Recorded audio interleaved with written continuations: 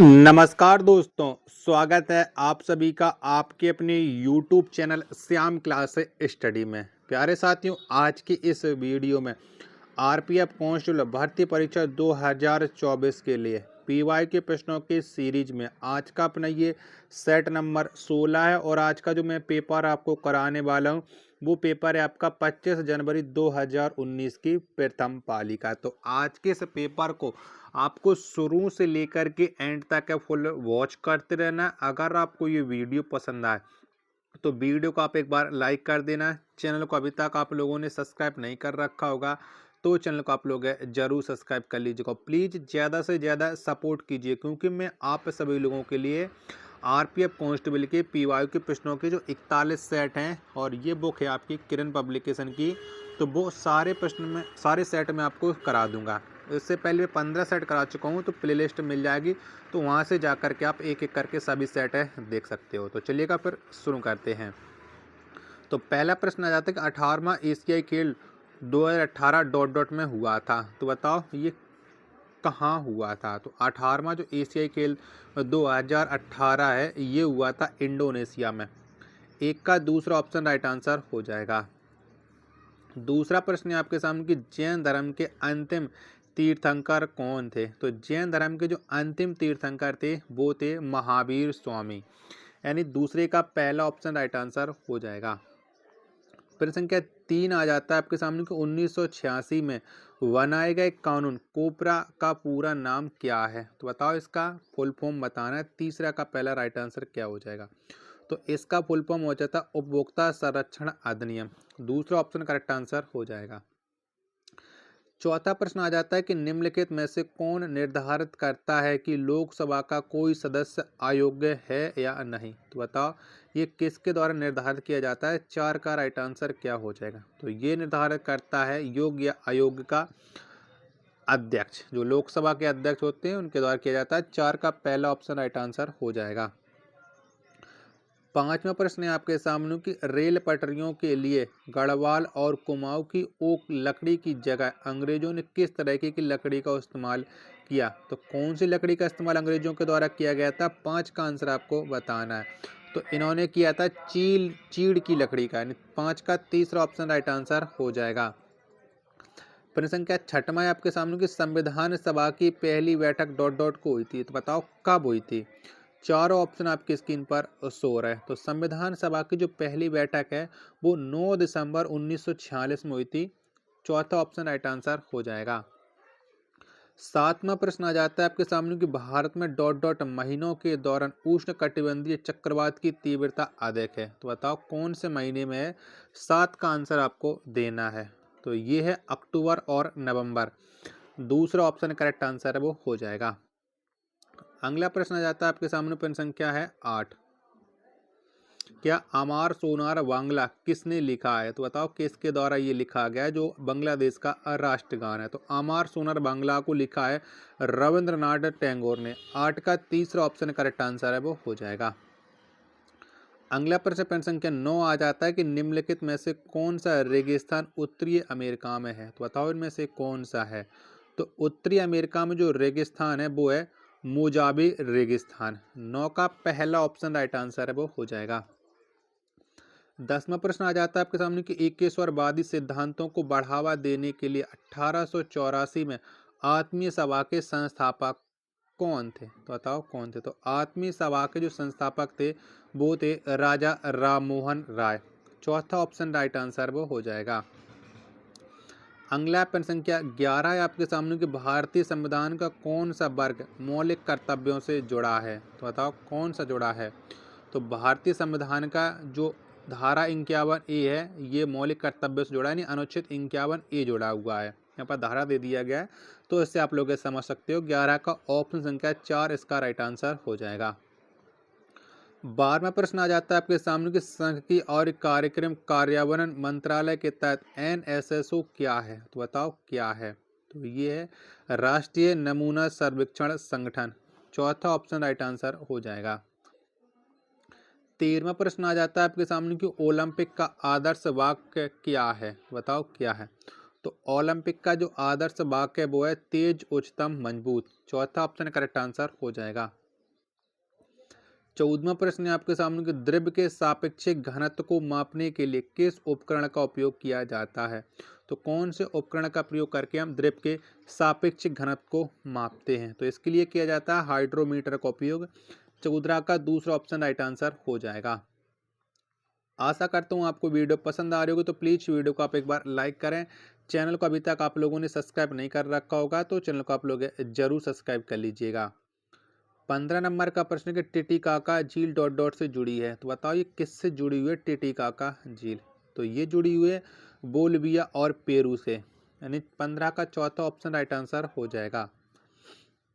16वां प्रश्न है आपके सामने कि अंतरराष्ट्रीय प्रणाली के अनुसार आयाम की इकाई डॉट डॉट है, तो बताओ क्या है? तो आयाम की जो इकाई है वो है मीटर। 16 का तीसरा ऑप्शन राइट आंसर हो जाएगा। 17 नंबर का प्रश्न आ जाता है कि निम्नलिखित में से कौन सा एथलेटिक्स से संबंधित खेलों में जेवलिन थ्रो से संबंधित है? तो बताओ किसका संबंध है जेवलिन थ्रो से? 17 का राइट आंसर क्या हो जाएगा? तो नीरज चोपड़ा का संबंध है। तीसरा ऑप्शन करेक्ट आंसर हो जाएगा। 18वें नंबर का प्रश्न है कि विकिरण को मापने के लिए किस उपकरण का उपयोग किया जाता है? तो कौन से उपकरण का प्रयोग करते हैं विकिरण को मापने के लिए? तो गाइगर काउंटर का किया जाता है। तीसरा ऑप्शन राइट आंसर हो जाएगा। प्रश्न संख्या 19 से आपके सामने की एक संवैधानिक बैठक की मांग को एक सिद्धांत के रूप में स्वीकार किया जाता है, इसे डॉट डॉट कहा जाता है। तो बताओ इसे क्या कहते हैं? 19 का आंसर आपको बताना है। तो इसे कहा जाता है अगस्त प्रस्ताव, यानी ऑप्शन संख्या 3 इसका राइट आंसर है वो हो जाएगा। चलिएगा अगला प्रश्न है आपके सामने। प्रश्न संख्या 20 है कि सिक्किम का लोकप्रिय मुखौटा नृत्य कौन सा है? बताओ सिक्किम का मुखौटा नृत्य। 20 का राइट आंसर क्या हो जाएगा? तो ये है सिंगी छम। 20 का चौथा ऑप्शन राइट आंसर हो जाएगा। प्रश्न संख्या 21 है आपके सामने कौन सी बीमारी त्वचा के रंग द्रव्य के विकास का कारण बनती है? तो बताओ कौन सी बीमारी बनती है? तो वो बीमारी आपकी एल्बिनिज्म अथवा वर्णहीनता। दूसरा ऑप्शन करेक्ट आंसर हो जाएगा। चलिएगा अगला प्रश्न है प्रश्न संख्या 22 है आपके सामने। भारतीय रिजर्व बैंक की स्थापना डॉट डॉट में की गई थी, तो बताओ कब हुई थी भारतीय रिजर्व बैंक की स्थापना? तो ये स्थापना हुई थी 1935 में। 22 का तीसरा ऑप्शन राइट आंसर हो जाएगा। 23वां प्रश्न है आपके सामने घास के वैज्ञानिक अध्ययन को डॉट डॉट कहा जाता है, तो बताओ क्या कहते हैं? तो घास के जो वैज्ञानिक अध्ययन इसे कहा जाता है एग्रोस्टोलॉजी, यानी 23 का दूसरा ऑप्शन राइट आंसर हो जाएगा। 24वां प्रश्न आ जाता है कि निम्नलिखित में से किस राज्य में भारत में हिमपात का अनुभव किया जा सकता है? तो बताओ कौन से राज्य में किया जा सकता है? 24 का आंसर आपको देना है। तो ये उत्तराखंड राज्य में किया जा सकता है इन चार ऑप्शन के अकॉर्डिंग। 24 का पहला ऑप्शन राइट आंसर हो जाएगा। 25वां प्रश्न आ जाता है कौन सी भौतिक संकेत को विद्युत संकेत में बदलने के लिए किस उपकरण का प्रयोग किया जाता है? तो बताओ किसका उपयोग किया जाता है किसी भौतिक संकेत को विद्युत संकेत में बदलने के लिए? तो वो उपकरण है आपका ट्रांसड्यूमर। क्या ट्रांसड्यूमर है, यानी ऑप्शन का चौथा इसका राइट आंसर हो जाएगा। प्रश्न संख्या 26 आ जाता है आप लोगों के सामने कि राष्ट्रमंडल खेल 2018 के उद्घाटन समारोह में भारतीय टीम के लिए झंडा किसने लिया था? तो झंडा को किसके द्वारा आगे लेकर के चला गया था? 26 का आंसर आपको बताना है। तो ये लेकर के चली थी पीवी सिंधु। ऑप्शन संख्या दूसरा इसका राइट आंसर हो जाएगा। 27वां प्रश्न आ जाता है कि भारतीय संविधान का भाग 2 डॉट डॉट से जुड़ा है, तो बताओ किससे जुड़ा हुआ है भारतीय संविधान का भाग 2? 27 का राइट आंसर क्या हो जाएगा? तो भाग 2 नागरिकता से संबंध रखता है। पहला ऑप्शन राइट आंसर हो जाएगा। प्रश्न संख्या 28 से आपके सामने के वर्ष 1946 में बनी अंतरिम सरकार में रेलवे और परिवहन मंत्री कौन थे? तो इसमें जो रेलवे और परिवहन मंत्री थे वो थे आपके आसफ अली, यानी चौथा ऑप्शन राइट आंसर हो जाएगा। 29वां प्रश्न आ जाता है आपके सामने कि स्वामी विवेकानंद ने धार्मिक संसद में कब भाग लिया था? तो बताओ कब लिया था? तो स्वामी विवेकानंद ने धार्मिक संसद यानी महासभा में जब भाग लिया था वो सन था आपका 1893। 29 का चौथा ऑप्शन राइट आंसर हो जाएगा। प्रश्न संख्या 30 है आपके सामने कि 1972 में ग्रीष्मकालीन ओलंपिक खेल डॉट डॉट में आयोजित किए गए थे। तो बताओ ये कब आयोजित किए गए थे, यानी कहाँ पर आयोजित किए गए थे 1972 में ग्रीष्मकालीन ओलंपिक खेल। तो इनका जो आयोजन किया गया था वो म्यूनिख में किया गया था, यानी 30 का चौथा ऑप्शन राइट आंसर हो जाएगा। 31वां प्रश्न आ जाता है कि टंगस्टन का प्रतीक क्या है, बताओ कौन सा है। तो टंगस्टन का जो प्रतीक है वो है आपका डब्लू। कौन सा है? डब्लू है। 31 का चौथा ऑप्शन राइट आंसर हो जाएगा। आशा करता हूँ आपको ये वीडियो पसंद आ रही होगी, तो प्लीज़ वीडियो को लाइक करें। चैनल को अभी तक आप लोगों ने सब्सक्राइब नहीं कर रखा होगा तो चैनल को आप लोग जरूर सब्सक्राइब कर लीजिएगा।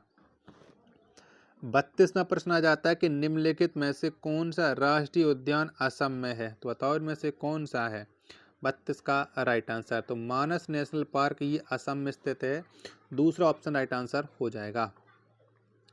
प्रश्न संख्या 33 आ जाता है कि सरकार किस क्षेत्र में सबसे अधिक संपत्ति रखती है और सभी सेवाएं प्रदान करती है। तो कौन से क्षेत्र में रखती है? 33 का आंसर आपको देना है कि 33 का राइट आंसर क्या हो जाएगा। तो ये सार्वजनिक क्षेत्र में रखती है, चौथा ऑप्शन करेक्ट आंसर हो जाएगा। 34वां प्रश्न आ जाता है कि विश्व में बॉक्साइट का सबसे बड़ा उत्पादक देश कौन सा है।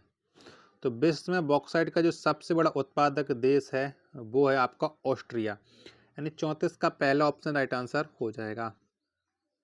35वां प्रश्न आ जाता है आपके सामने कि निम्नलिखित में से किसने वोल्टीय सेल कहा जाता है। तो बताओ किसे कहा जाता है, 35 का आंसर आपको बताना। तो वोल्टीय सेल के रूप में जाना जाता है ग्लेवनिक सेल को, चौथा ऑप्शन राइट आंसर हो जाएगा।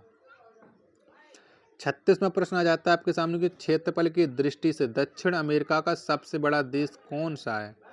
तो सबसे बड़ा जो देश है वो क्षेत्रफल की दृष्टि से वो है ब्राजील, 36 का दूसरा ऑप्शन राइट आंसर हो जाएगा। 37वां प्रश्न आ जाता है कि प्रसिद्ध सांची स्तूप कहाँ स्थित है। तो प्रसिद्ध जो सांची स्तूप है ये स्थित है मध्य प्रदेश में, 37 का दूसरा ऑप्शन राइट आंसर हो जाएगा। प्रश्न संख्या 38 है आपके सामने कि निम्नलिखित में से कौन सी नदी गंगा की एक बड़ी सहायक नदी है। तो बताओ कौन सी है। तो गंगा की जो एक सबसे बड़ी सहायक नदी है वो इन चार ऑप्शन के अकॉर्डिंग वो है सोन नदी, पहला ऑप्शन राइट आंसर हो जाएगा।